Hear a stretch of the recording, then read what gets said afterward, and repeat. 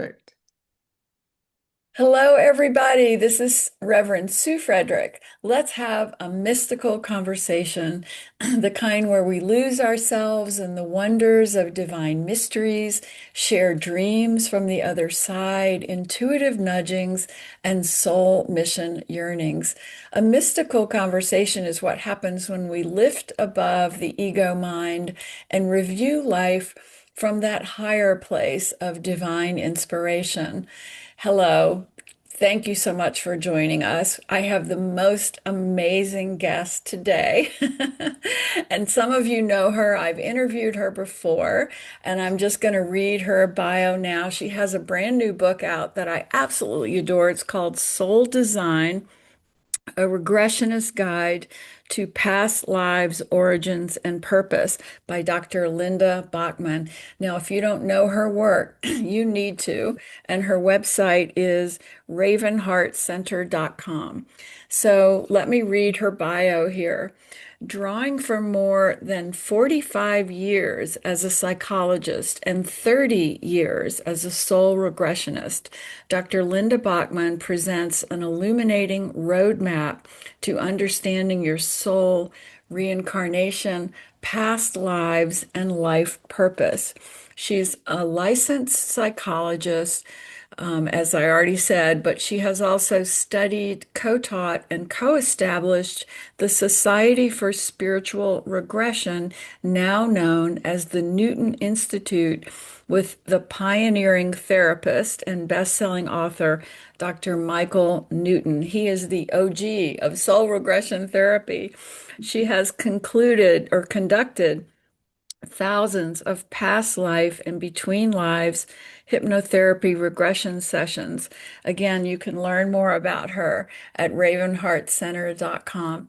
Welcome, Linda. You're a friend. Is it okay if I just call you Linda? Oh, it is completely okay. Yeah.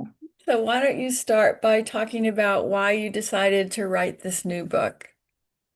Yeah, and I'll just preface that, and people will instantly kind of feel this in your energy and my energy, Sue, since we know each other quite well. It's like when you talk about OGs, it's like it makes me wonder, at what point will you be referred to or I be referred to as an OG? And I'm sure that You are the OG of bringing this to the States, of making this accessible to people, of training people. By the way, I was trained by you. You taught me to be a soul regression therapist, and I have cherished every moment of doing that work. So if anybody listening is interested in becoming a soul regression therapist, there's only one place to go.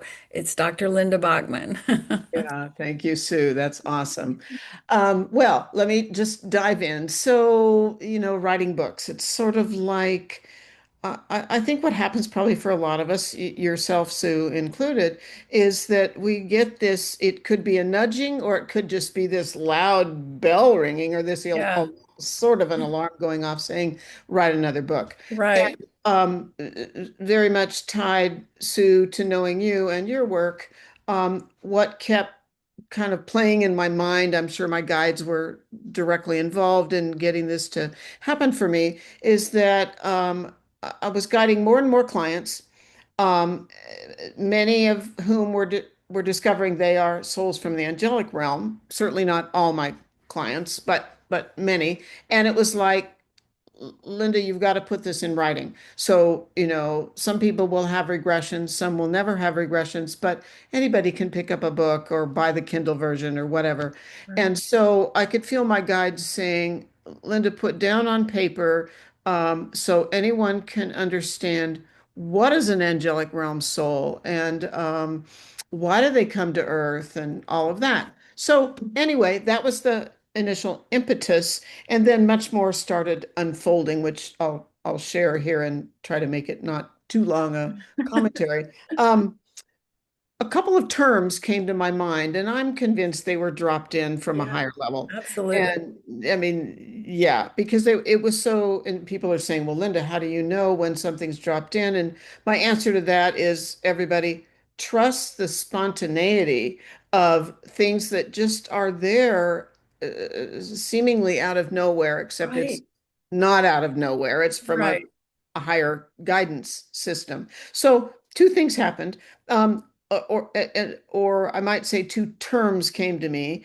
And I'm very cognitive, everybody. So trust your cognitive intuition as well, Mhm. because that's how it works for some of us. So the first term that popped into my mind was, and this is in the book, soul essence psychology. Yeah, I love that. Describe what that is. Yeah. Well, so here I am. Yes, I'm a licensed psychologist and have been for lots and lots of years. And what do we learn when we're trained as any kind of a psychotherapist? We learn to assist people to examine their childhood, their years of growing up, their early development, and how are we formed by mom, dad, where we live, parents with addictions, parents who lose their jobs, parents that don't stay married, on and on and on. So, but what I know from guiding regression, and you know this as well, Sue, is that we're not just a product of our childhood. Right. Yes, we are a product of our childhood, but we're a product of who we are as a soul. Yeah. So, soul essence psychology is combining um, mom, dad, where did you grow up? What did your dad do? What did your mom do? Blah, blah, blah, blah, blah, with the core of our soul. And that leads to soul design. So the core of our soul, just to finish this up and we'll take it farther, um, current life combined with past life, soul origin, life purpose. And that's you might call it a mishmash. That's Yeah. the blend of who we truly are.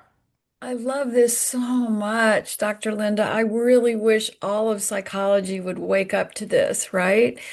Because so many people think, oh, I had this trauma in my childhood and therefore I'm defined by that. And when you really get them to look at their long soul's journey, they realize, no, I'm not. That was a tiny blip in my soul's journey. And it was for a reason of growth, of expansion. I mean, when you say that, Sue, it's like I think about so many of the people that I work with, and we'll begin, as I do an interview, we'll begin with, okay, so where did their life start in current life? And lots of the time they're saying to me, mom was alcoholic, or dad died when I was 12, or I had a sibling die. I was 5 and my sibling was 10, or whatever it is. And yet, what I find fascinating is that oftentimes, as I'm talking to the client, I'm not talking to someone who just has caved in, sort of folded into themselves because of these traumas. I'm talking to someone who's moved to a degree, some more, some less, out of those traumas. Because as you just said, Sue, and you know it as well as I do, that um, those traumas are meant to develop us if we don't let them control us. And I'm not saying everybody, I mean, did I have some traumas in my childhood? Yes. Were there periods of time when I did let them control me? Yes. Um, but it's what do you do long term that Right. really matters. That's so beautiful. It's so empowering, And I think that's what helps people about your work. And I love it that you now have this name, Soul Essence Psychology, because, you and I work a lot with grieving parents, and there probably is no more painful experience for people. And I know you've also lost a child, and, that grief is either it's our choice point of do we just go down the path of pain and anger and you remember our beautiful friend Elizabeth Boisson who started helping parents heal. She said when Morgan died, I knew I was at a crossroads. It was Mhm. either go to bed every night with a bottle of vodka or start seeking a meaning and a deeper understanding of this. And that's the fork in the road that we hit when we have these traumas. And often, as much as this is hard to say, especially to parents who've had a child pass, that fork in the road I'll say it, to me, is purposeful Right. if we utilize it. So, here we are as humans, and we learn this term that everybody uses, lost a child. And of course, and we don't need to go too far down the road of what I think is one of the most beautiful organizations I've ever come across, and that's helping It parents is. heal. It is. Because HPH is what I call it, Mhm, helping parents mhm. heal, is because the perspective is that child isn't lost. Right. Right. That child is a soul, immortal. The body is gone, yes, but the child is accessible. But our souls are accessible, and that's really the bottom line. And that's the thing that this kind of work that you do and that you write about and that Helping Parents Heal does is it really gets you to look beyond the physical human ego story of life and loss and trauma. And once we accept that there's life beyond this world, it's a game changer. And then we get to the point of realizing, wow, there really is no death. Mhm. And that's the huge awakening. And I know that you were awakened to this soul regression work by losing someone you loved very much. And do you want to talk about that origin story of how you became who you are? Yes, and I'll work hard to make it short. But one of the values of many of my sort of origin into this type of work is, and I really want people to hear this. Um, Spiritually oriented people come in two flavors. Um, uh, some of you out there listening are people that maybe at 5 or 6, your spirit guide was in the room at night and you knew there was more at age 5 or 6. And then some of you are like me. My origin story, if we can call Mhm. it that, Yeah. is I was 46 years old. So anyway, long story short, so when I was more than 30 years ago, when I was 46 years old, as I always say, minding my own business as a psychologist in general private practice, um, a very close and dear colleague of mine passed in his early 30s from a type of lung cancer. And when he passed, within about 48 hours, I began to have spiritual experiences that were completely not on my radar. He was talking to me from the other side. I didn't know how that worked, but I knew it was him. And he began to show me past lives we'd shared, which I barely even believed in reincarnation at that stage of the game. Except then, and again, Sue knows this story, and maybe others of you listening do. So I was already married to my lovely husband, and my husband and I have always been very liberal and progressive kind of people. We had never talked about soul, never talked about reincarnation. So I tell my husband 30 years ago when this happened, what was going on with my colleague who just passed. And then my husband says, I realize now that I have repressed what I knew as a boy. And I said to my husband, what do you mean? And my husband, whose name is Earl said to me, well, now I remember when I was alone outside in the countryside where he grew up, out, on the property where he lived. He said, I remembered my past lives in detail. And Wow. Earl said, I knew they were my lives. I've always known that. He said, but no one ever talked about that in the middle 50s. So Earl said, I guess I just blocked it out until 1993 when I'm talking to Earl about my experiences. So that was for me, a game changer Yeah. of life shifted at that point. Right. And then you went and studied with Dr. Michael Newton, correct? And began working with him as an assistant. I mean, that's an amazing story because everybody knows who he is and what he started. And then you carried that forward. And now I want you to talk about soul design, the name of your book, and what does that mean, soul design? Well, so our soul has qualities that we can call our soul design, meaning who are we at that deeper level? Not just who was mom in life today, who was dad in life today, but as people think about those kinds of things, grandparents, siblings, mentors, close friends, often we've known those souls in other lives. So, what basically forms our soul design is our past life experiences. What type of soul? I can talk about that in a minute. What type of soul are we? And then when we agreed to come into body in life today, what are our intentions? Why did we agree to come into body? What did we agree to do in life today? So past lives, what I call soul origin, and essentially life purpose. So, how do our past lives manifest in our everyday life, our health, our relationships, and how do we use that knowledge to live our best life here?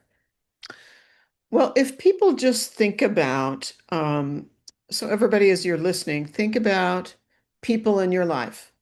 Um, and I always want people to know, think about this in a polarized way. So, who are those people that you met, or maybe they're family members, that you just resonate with? It's like they get you, you get them, but also flip it over. Who are those people where it's like, nails on a chalkboard? It's like, oh, I wish I could get along with my mother, or I wish I could get along with my sibling, or whoever it might be, but I just don't. And often the explanation is also past lives for those complicated, not so easy relationships. So, um, if we think about this, well, here's a quick example that I think will make sense to people. Years and years ago, when I learned about the type of regression that I've been guiding now for a long time, I was a client and had my own regression. My husband was a client and he had his own regression. It doesn't always happen, but um, my husband and I are in the same soul group. And everybody listening, if you have a beloved life partner, you are not always in the same soul group. But it does happen that Earl and I are in the same soul group. But what Earl and I each discovered separately is that one of Earl's grandparents, one of his grandfathers, and one of my grandfathers, obviously not blood related, they're in the soul group with Earl and me. And Mm, so you've known these people. I mean, I knew th this particular grandfather of Earl's, I knew before he passed. mhm. And so we have repetitive lives with some of the same souls, and that may explain. Yeah. Oh, I don't know why I get along so well, Earl, with your grandfather, Mhm. but I do. Yeah. So our past lives, in many ways, from health to belief to skills to fears, show up in our current life. And can you talk about the soul archetype? That is very fascinating. That's another piece that I sort of didn't include in the three I mentioned, but it's talked about in the book. So soul archetype is a little complicated, but you can read about it in soul design. Um, the bottom line is that our soul, first of all, our soul energy is immortal, as most people know. You can do away with a body, but you don't do away, your soul does not go away. Your soul is immortal. Your soul energy has an archetypal orientation and archetypal nature. And there are seven different possibilities. They're equally important. One isn't better than another, but our soul has an archetypal orientation to life. And it's unchanging lifetime to lifetime to lifetime. So I'll give a couple of quick examples.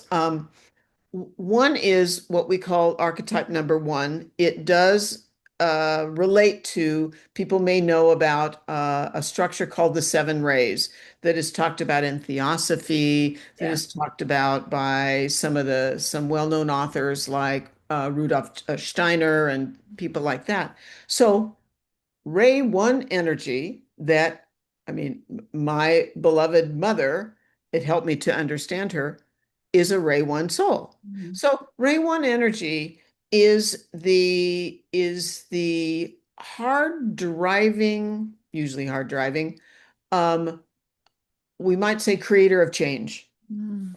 So, couple of people in our culture that are Ray One souls that people would know about. Ruth Bader Ginsburg, the well-known U.S. Supreme Court Yes. Justice. Ruth Bader Ginsburg is a very, very old soul, very advanced Mhm. soul, and she is a Ray One soul, and that's where her impetus to Mhm. push change in our human culture Mhm. came from. But then there's the flip side, actually talking about angelic souls. The flip of change and push for change is Ray 2. Ray 2 is the loving, compassionate, making sure everyone gets their needs met, all people matter, all living things matter. That's Ray 2 energy that is sort of embracing all living things. Mhm.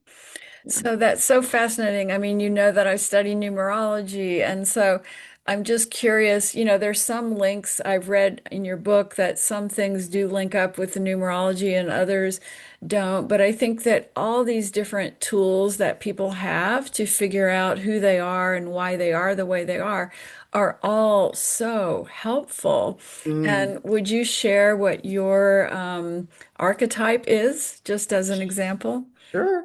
Yeah. I mean, oh my gosh, when I figured this out, it was like, oh, now I understand why I did this and why I did that and why I am the way I am. So I'm a Ray 3 soul. And Ray 3 souls they can't learn enough, or I should say, we can't learn enough. It's like, if you looked at, you can see bookshelves over here on the Yeah. side of my office. It's like there's a shelf that says shamanism. There's a shelf that says something called the Michael teachings. Yes, there are my old psychology books and, borderline personality disorder and such things you learn in abnormal psychology and all of that so that I'm always needing to learn. And then Ray 3 souls not only want to keep learning, they want to meld the knowledge together. And how does it intertwine? So, I went to school and then I went back to school and then I went back to school again. Yeah. Yeah, you definitely have more degrees than anybody I've ever known, but I love that because, like you said in the beginning, you have a strong left brain logic mind, but you also have a strong right brain soul intuitive connection. That's a beautiful balance, and that's even rare, I would say, here, and it makes you the perfect teacher. Yeah, I mean, and I would also say, Sue, so that people hear this, um, I had to allow, I do have a capable right brain intuitive self because we all do. But the bottom line is that I had to learn to allow that. I had to learn to trust that because, oh, I trust my left brain. I can go to school and pass tests and blah, blah, blah. But I had to learn to trust, and people have heard me say this already, just as you and I have been chatting. It's like when thoughts drop in, um, they're not just coming from my left brain, they're coming from a guidance system where I have to trust I'm intuitive and they're there in a purposeful manner. And that's as much right brain as it is left brain. Well, I love that. And as you know, I was the opposite. I came in with this pure intuitive right brain connection, and almost no logic brain. And I had to develop it intentionally as I landed here in the earth realm. Um, we're going to pause for a break for just a second, and we'll be right back. Okay, everybody, welcome back. We're here with Dr. Linda Bachman, and she is talking about the most fascinating new book, Soul Design. And Linda, would you talk about soul origins? Because people just can't get enough of that in the three places that you say or teach that souls originate. Yes, and I find, Sue, that when people allow themselves to trust they are one of these three types of souls, then they often get themselves in a way they didn't get themselves before they learned the type of soul that they are. So the majority of humans, about 90 to 95% of all people on this planet Earth that we live on, are what I call Earth-based souls. And I'm saying that slowly just because sometimes people think I'm saying earthbound, and Right. earthbound is a different spiritual term. Right. So I'm saying earth-based souls.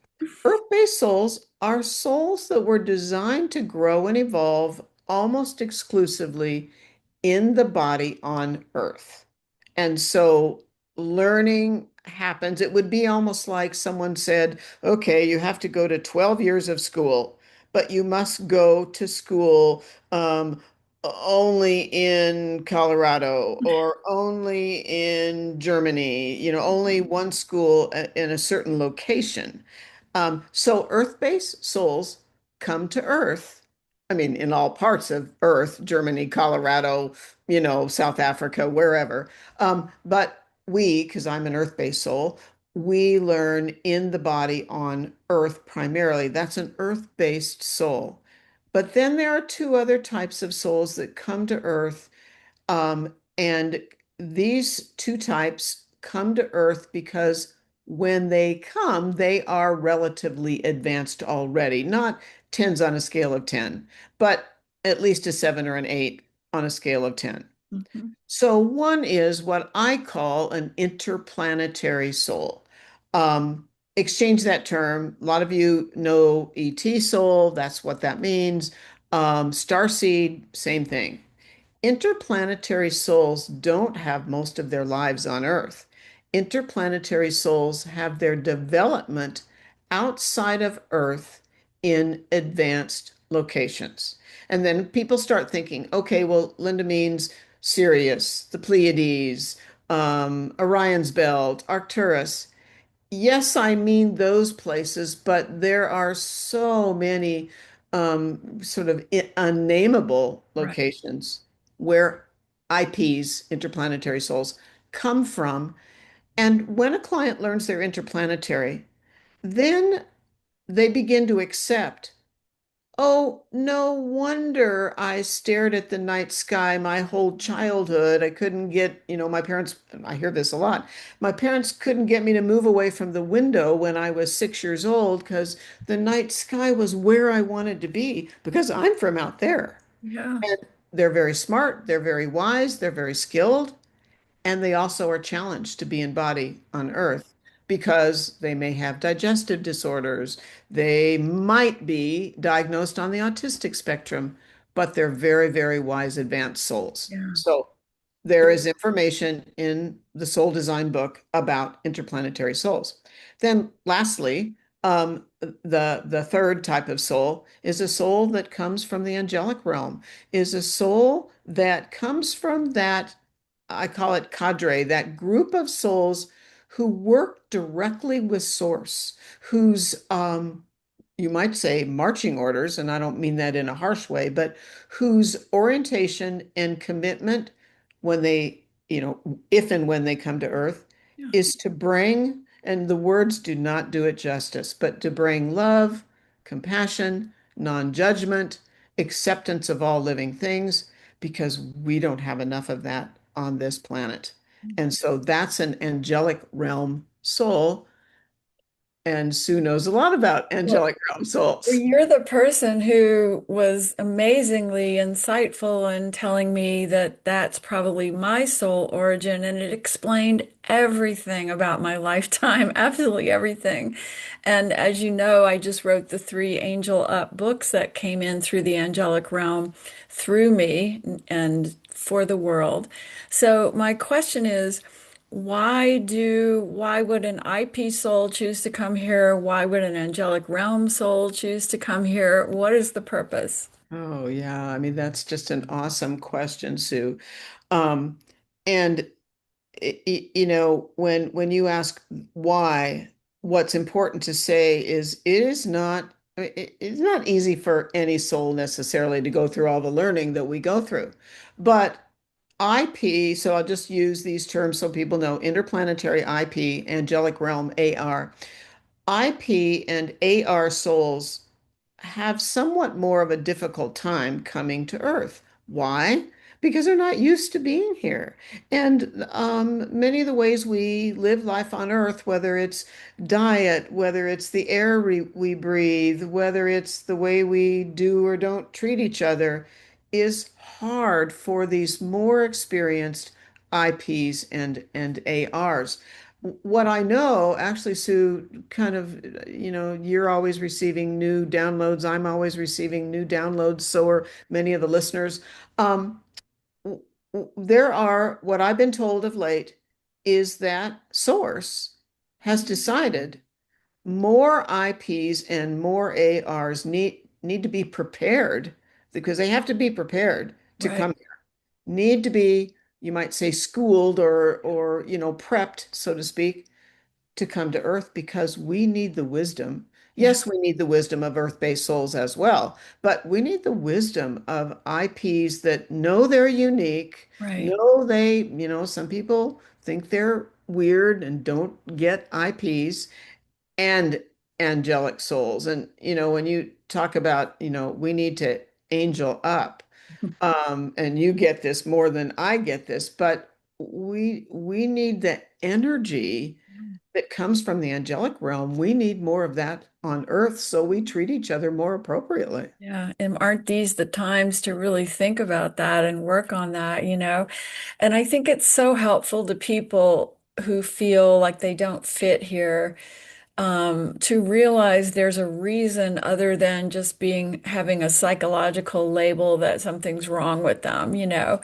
And I think that when you realize, and I know for you've helped me understand that my body really struggled to be here, and it did. Like I was allergic to everything until I was about 5 or 6 years old, and I still have some problems with digestion and food and being here in a body.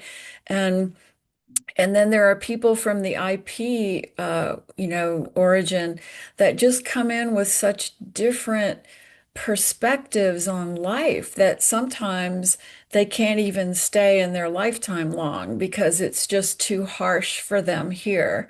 And I know that a lot of our grieving moms that we work with identify their departed children as either IPs or angel souls, and that it helps them understand why they couldn't stay here long.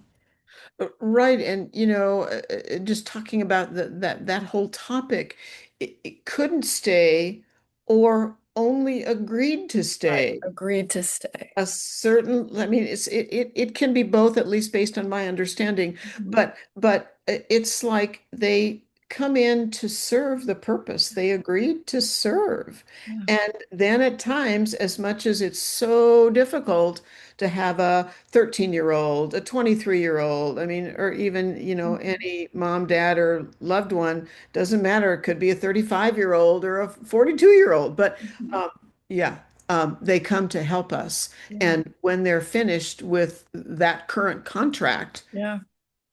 they're They're finished. done. Yeah. So share your favorite client story from your book, Soul Design. Well, there's a lot that there's tons of client stories in there. And so everybody knows there's earth-based, interplanetary, and angelic realm client stories. And it's interesting. I'll just shift a little bit um, because I just had, and this story is actually not in the book, but there are a lot of angelic stories in the book. Just yesterday, I was working with a client, female client, and she started off in a past life, which is part of the routine of the regression that I guide. And she went to this past life where, and she had no idea what type of soul she was. She went to this past life where she's a man. She's in charge of a construction site. Our guess is this is thousands of years ago.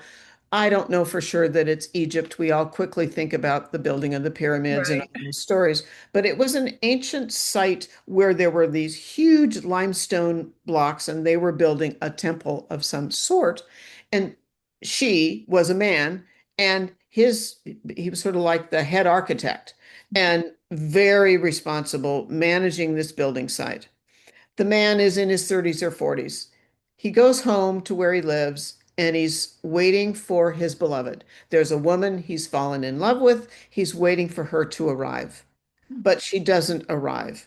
And it has something to do with her family thinks that the man isn't of a high enough station in life. And oh, this plays out. This is a common theme in regression Mhm. work for me. Mhm. And anyway, the beloved, the woman he loves, never shows up. He ends up being very responsible, being a very respected builder, but he ends up dying never having had the love in sufficient quantities that he wished for in life. Past life ends. This is the way the regression goes. And then we travel to the soul level of the client. And long story short, then the client, spiritual guides almost always show up at this level. The client begins to receive guidance. There's a lot of love and compassion talked about. The client is initially very tied to what he keeps calling Mother Earth. So call it Mother Earth, call it Gaia, call it in South America, we call it Pachamama. Mhm. Mother Earth is where his soul is sort of the guidance system for his soul. Mhm. So, what do we learn? And I don't give the client the information, they give me the information. It's Mhm. all recorded. Um, we discover he's not he, it's a she in current life, that she, the client, in her about age 50, she learns she's an angelic realm soul. Mhm. Why did she have the past life she did? Because love is a core component of what we need in life. It was a demonstration that angelic soul had agreed that life wasn't just meant to be awful for Right. him, but love is the core. And what, we need a better word, but it would be some energetic word. Yeah. Um, the client is an angelic realm soul. She finally understands herself. She's told that is where her life needs to go, is teaching others in one way or another about the need for love and compassion on Mhm. this planet. But it's beautifully brought forward Wow. through her own intuition. And So that was great. yesterday's client. So great, Linda. I mean, this work is just so completely life-changing for people. And I am so grateful that I met you and trained with you because it has added such a whole nother level to my work and my life. And also, I'm wondering because people who listen to this podcast, it's usually because they're going through some problems in their life and they're looking for a different way to view it. What advice would you give to anyone who is going through divorce, grief, career struggle, who wants to know really where their soul originated, what their archetype is? How do they learn all this? Well, there are, I guess I'd say if people, couple things. If people are wanting to understand their soul archetype, first of all, I'd say get a copy of Soul Design Yeah. and absorb it. And again, it's on Kindle, it's on audio. You can absorb it however you want, because the reader or the listener is going to gain insight. Trust you are one of those three types of souls, and you can't be two of the three. People ask me that Right. all the time. And trust, you are who you are with purpose. And then once you gain that insight, yes, you can, reach out to me and we can talk about the possibility of a regression. But I would also say that we all reach those forks in the road. I don't think any of us Right. have not come upon those challenging forks in the road of a health challenge. A loved one has passed. Um, you have lost your job. Um, trust those forks in the road are leading somewhere. And they're not just willy-nilly, without purpose. As you know, Sue, in your own life, I know in my own life that we have to come upon those forks in the road. And then sometimes we have to make some tough decisions of close one door so that the next door opens. And I mean, bravery, courage, gut level what feels right to you, even though other people are saying, oh, that's crazy Right. to leave your job, or that's Right. crazy to leave that relationship. No, it's not Right. necessarily crazy. Yeah. So you teach courses on your website people can find, so ravenheartcenter.com. And did I read that you're teaching a course based on this book now, Soul Yeah. Design? In the fall, I'm going to teach a live online, it's all recorded as well, a 6 session course. We're going to go as deep and as far into understanding soul as we can pack in 6 hour and a half, and we'll have a chat group too that's ongoing. So yes, it's about the book Soul Design. That's so good because that way, even if people aren't ready to do a session with you, they can jump into this class and really just study the whole thing and learn it that way. It's so wonderful. So, anything else you want to say, or let final words, or anything you want to share? The final thing that always pops into my mind, and people say people want to know what their purpose is. So, what I would say to people is trust what you're passionate about. And that can be anything from, Sue became passionate about numerology a long time ago, and that was purposeful and is a beautiful way to understand who you are and why you are the way you are. But your passion can also be trust you have grandchildren and your passion is spending time with those kiddos, or you live in a neighborhood and my husband is a gardener and my husband is often asked by the neighbors, it's not his only purpose in life, but my tomatoes aren't doing well, what do I do? The bottom line is trust your passions. They tell you about the core of why you're here. I love that. Well, people can learn more about Dr. Linda Bachman at ravenheartcenter.com. And I'm Rev Sue Frederick, and I'm an ordained unity minister, master numerologist, soul regression therapist, and my website is suefrederick.com. And Linda and I say many blessings to all of you, and thank you so much for joining us today.